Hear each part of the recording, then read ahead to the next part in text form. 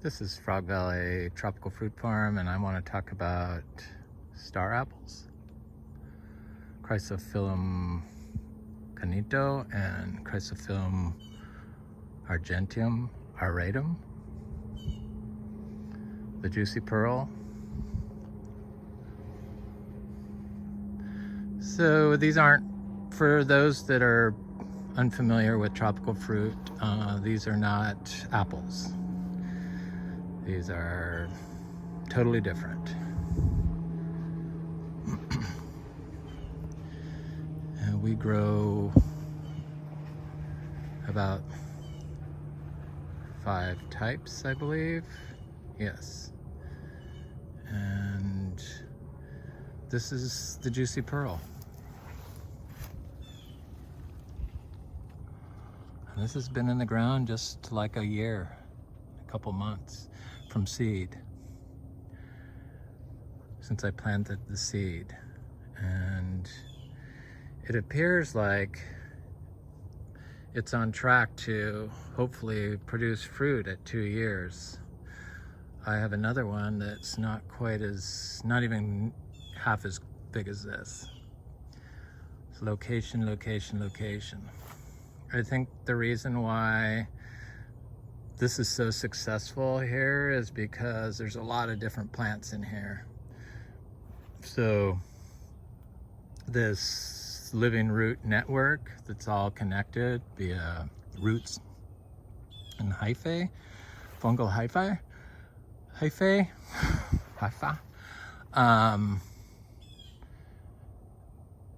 is a life support system, built-in life support system. And this is supposed to be a superior variety of star apple, and it seems to grow quite well in here. I've been doing cuttings of the fruiting achachas and my fruiting garcinias. Not all of them, but not 6 of them, but 3 of them. MB, Madruno, and Achacha. And it's juicy pearl star apple. So I've been doing cuttings in the pure cow manure. And they appear like they're taking. But what I'm thinking is it might be better just to do the cuttings directly into the super healthy orchard floor where you want them, so that you don't have to transplant them and they start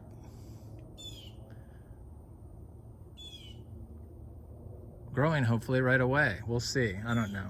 I'm not a plant seller. People want to buy plants. I understand that need. I worked in a nursery to see if I wanted to do a nursery like 30 years ago, and I hated it. So I liked working there, but I hated all of it. Just so we don't sell plants. The fruit, seems like the seeds are worth as much as the fruit, which is kind of frightening. I've never seen organic certified seeds offered, so I'm sure we could get a premium on what everyone else gets. So this is a canaito. This is a Fruit Lovers Nursery. Oscar, I call it Oscar's Giant Purple. He hasn't really named it. It's just a softball size giant purple variety that we grew from seed. And this particular area, this has been in the ground for like 5 years, and it's finally getting good. But this particular area, which is right in front of the house, was a lawn pond. And I thought I'd fixed it, the compaction. And so I planted rare jackfruits in here, and they basically boiled alive, and hot pond water that I couldn't see that was growing in the grass, that was in the grass. But I've since like grew vegetables in here in between the trees, and you know, it's summer, you can't really grow vegetables in summer here, and I don't anyway. And all these weeds that I know are sending down huge taproots. So I was quite excited to see that, probably in the most compacted areas. And so far this year, it has not held any water, and we've had some significant rain events.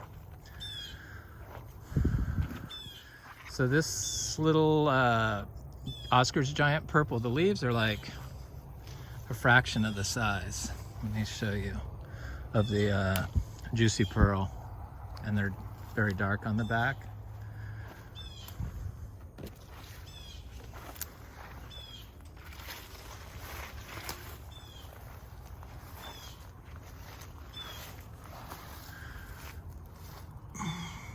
So it's big difference.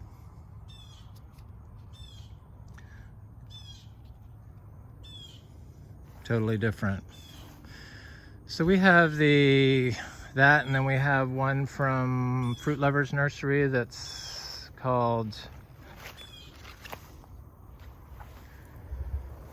Argentium's Aratum also, maybe, but I don't think so. It's totally different. It has small leaves, and it's just, I don't know, it's just not, seems more tropical, I think, maybe. But I thought I had one growing in here somewhere, and I don't see it anywhere. But that doesn't mean it's not here. There it is, right there. So the leaves are completely different on that. Is that it? That can't be it. Yeah, there it is, right next to that, right here. So, it's got the silvery leaves like the juicy pearl, but it's, it doesn't have the diversity planted around it. See? Like this does.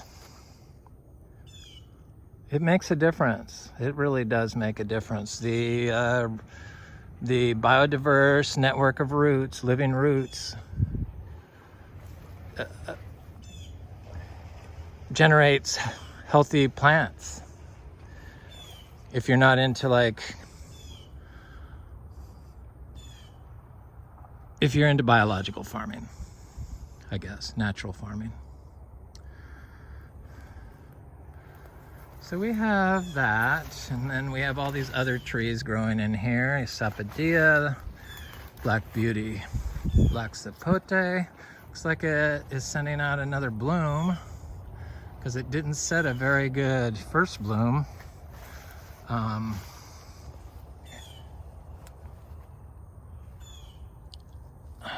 Sorry, I got fire ants on me. But it's got a little bit of, I didn't see that fruit, so that's good. We want more. I love Black Sapote. Love it. I like star apples too. So this is another Oscar Giant Purple. And this one started out of the seed, growing a lot faster than the other ones. And I planted it here, and it struggled. And it's finally snapping out of its thing. Then I have a green one, a green star apple. Oh, I see where you fire ants were. Jacobo Beach. I guess these leaves are a little bit bigger, the older leaves, but they're still nowhere near as big as the juicy pearl leaves. Jacobo Beach or something like that. I probably got the name wrong. I don't know. That's been in the ground 5 years too. The juicy pearl here seems to want to get big fast, but In all fairness, 5 years ago, I didn't really understand this whole living root biological system completely, and didn't really develop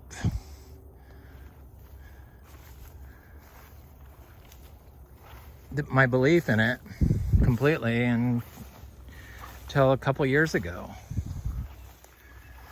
So that's when everything started doing good. So in here we have, I hope, DPI Gold, or Philippine Gold. It's a Chrysophyllum canaito, but it's a pink or gold colored canaito. Here it is right here. And this was not seed started. I got 2 of these from, I forget, a kind grower in Hawaii. And I planted it here next to this inga because I know that trees and plants like to be planted in a biodiverse group of plants. You're hijacking the it's like you're implanting a tropical fruit tree into a organ that can sustain it. That's kind of what it is. So I don't like to, I plant everything small, either seed or tiny trees, like 2 inches or more tall. I like them to be at least 2 inches. The jaboticabas and the citrus I planted out tiny. They don't seem to mind, but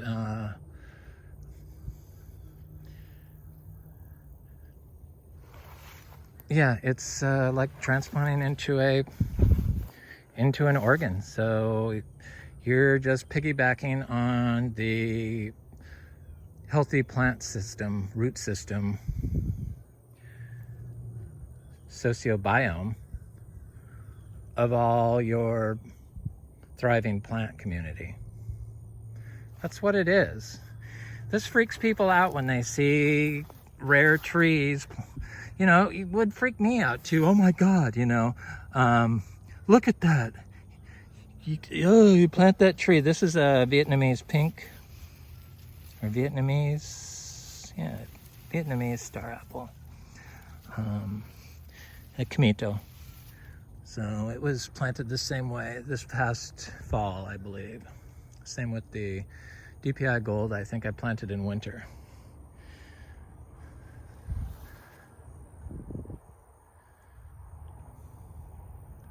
But I know that if I added some ginger here, I would plant it like right here, one thing of ginger.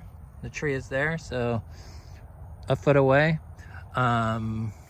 And a heliconia rhizome, and probably stick a brugmansia cutting in there, in one of the holes that I dug for those other 2 rhizomes.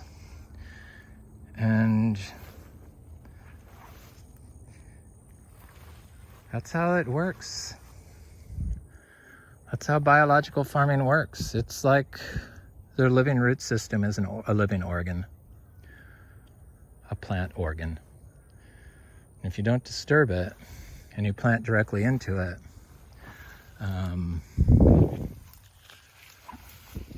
that organ will attach itself to the root system in your tree and sustain it. And trees in like lowers, like 2 foot tall stuff, seem to be able to push through. Not always, but sometimes. So in here I have my sugar cane, I have biddens, and then there's a peanut butter fruit. It's doing quite well. And has some other stuff over here that I could probably step on. That's why I don't like to walk in here. I don't like to walk I don't like to go off-roading off my deer trails.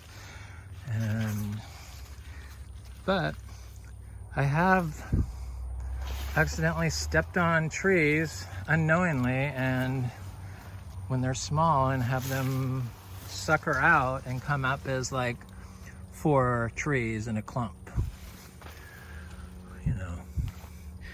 So somebody asked about Annona salzmanii. It's like my sister farm in Hawaii.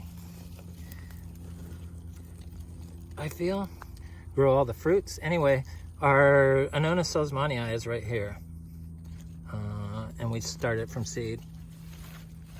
And when it was about 1 inch, 2 inches tall, I planted it in this. I attached this into the root organs in the soil. So I just did a shovel. That's how I do it. I just insert a shovel once and kind of drop the little tree behind it, and then I pull the shovel out and I tap it gently, and then I leave it alone. I don't even water them. You don't have to. It's being supported by the living root system. And the reason why it's so healthy is because it's adjacent to this heliconia, this big achacha, and some other stuff I planted in here. Coconut palms. But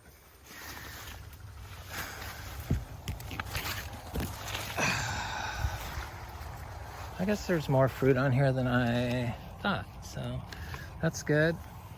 The zebu manure is like, it makes stuff bloom and fruit and flower, and it's good for doing cuttings in, from what I can tell. I'm not 100% sold on it yet, but so far so good. And I know that you can start seeds in it. We're biodynamic, so in order to be biodynamic, you have to use cow input, biodynamic cow input. So if you don't have cows, you need to do biodynamic prep sprays, and you can buy those at Josephine Porter Institute, Virginia. And there's some other sellers that make them, prep makers, biodynamic prep makers online, new ones that have popped up. But that stuff works. It packs the biology, the fungal biology. So rather than worrying about succession plants, you should worry about succession biology. And you can pack that in. You can change the biology in your soil by doing microbial primers, BD 500, and compost tea, earthworm castings. Anyway, I just wanted to talk a little bit about our star apples, an amazing tropical fruit here at Frog Valley Tropical Fruit Farm. Hope you have a good day.